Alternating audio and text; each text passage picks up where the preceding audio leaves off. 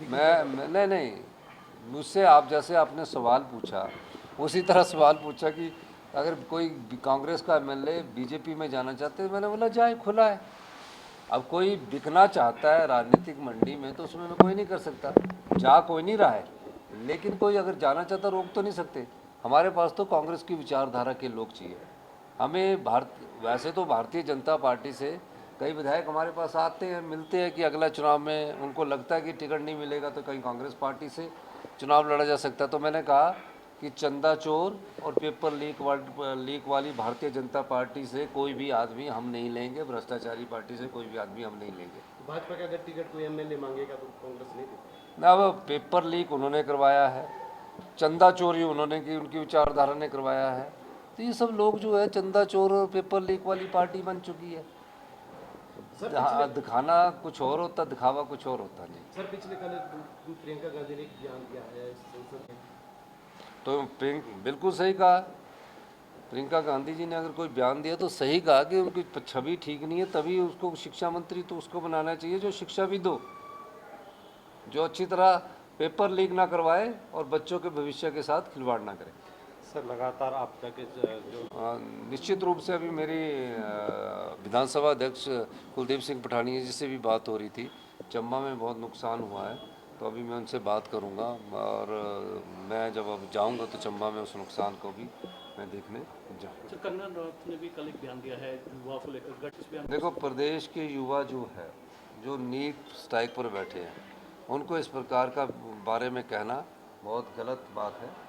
और अपनी जो बात उन्होंने धर्मेंद्र प्रधान के इस्तीफे के लिए की थी, उसको राजनीतिक मोड़ नहीं देना चाहिए। वो राजनीतिक मोड़ देने की कोशिश कर रही है, जो कि गलत है। सर केसी वेणुगोपाल जी धर्मशाला आ रहे थे, किस कानून लाएगी है?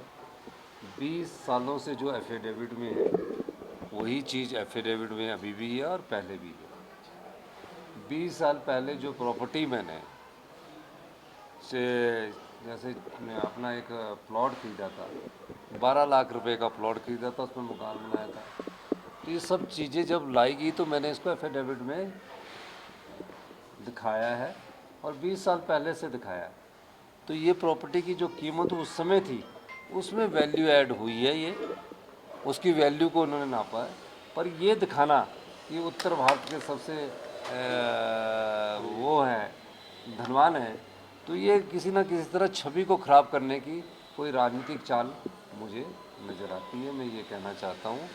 और ये तो 20 साल से एफिडेविट में हमेशा आ रही है, पर उसमें एक डिग्री नहीं दिखाई है। मैं चाहूँगा कि वो डिग्री भी दिखाई जाए कि उसमें मैंने लॉ भी की है, एमए भी की है पॉलिटिकल साइंस में, तो उसमें एमए पीएचडी दिखाया, तो थोड़ी सी उनकी भी जानकारी थोड़ी गलत है।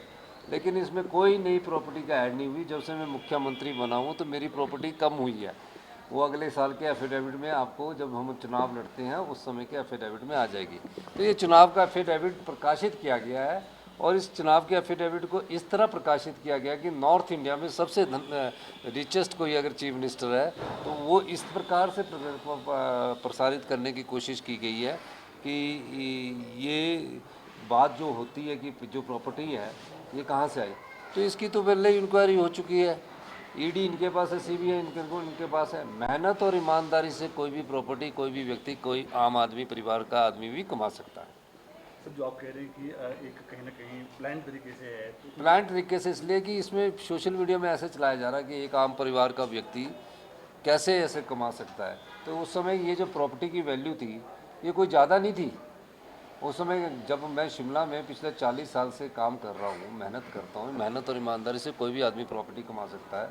और अगर किसी को इस प्रॉपर्टी में किसी को डाउट है, जो भारतीय जनता पार्टी वाले ट्रोल कर रहे हैं, तो उस प्रॉपर्टी की जानकारी ले सकते हैं, ईडी से जानकारी ले सकते हैं, सीबीआई से जानकारी ले सकते हैं। और एक बारी तो पहले ही मेरी इसकी इंक्वायरी हो चुकी है, क्योंकि ये प्रॉपर्टी कौन सी है ये मैं बताना चाहता हूँ। ये प्रॉपर्टी वो प्रॉपर्टी है जो चुनाव के वक्त एफिडेविट में दिखाई जाती है और चुनाव के वक्त कोई झूठ नहीं दिखाया जाता। ये मैं कहना चाहता हूँ। सर किसका षड्यंत्र आपको लग रहा है सर? भारतीय जनता पार्टी वाले मेरी छवि को खराब करना चाहते हैं और इस राजनीतिक तरीके से किसी न किसी तरफ से उनका सोशल मीडिया अटैक करता रहता है। सर आपने एक बयान दिया कांगड़ा में कि एमएलए